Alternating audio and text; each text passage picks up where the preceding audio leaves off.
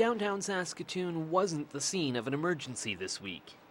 But if it had been, those who are responsible for looking after us in a crisis believe they would have been ready. Hopefully we never need it. That's the ultimate goal, never to use it.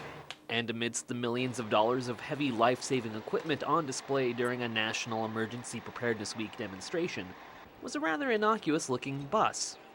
But when the worst happens, this could be the most important vehicle in the city. As response agencies, we all show up and we all know our jobs. Police know what they have to do. EMS knows what they have to do.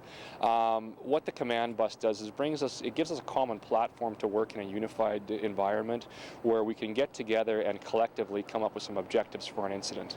A command unit had been in the works for some time, but when a previous version was used last year at the Nutana River slump, emergency responders found it was lacking some of the basics.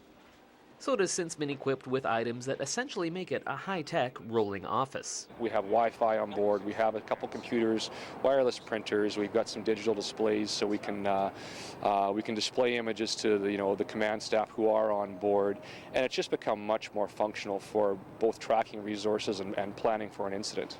The back of the bus is the incident command section, designed for long-range planning, while the front is dedicated to operations or what needs to happen immediately in response to an emergency.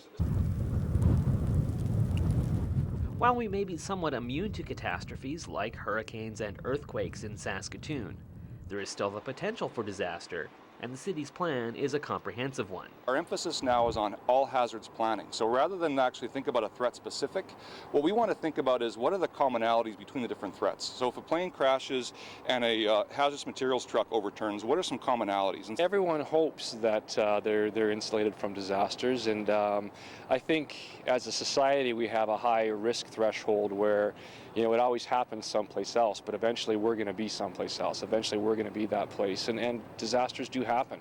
In downtown Saskatoon, I'm Simon Hiatt reporting.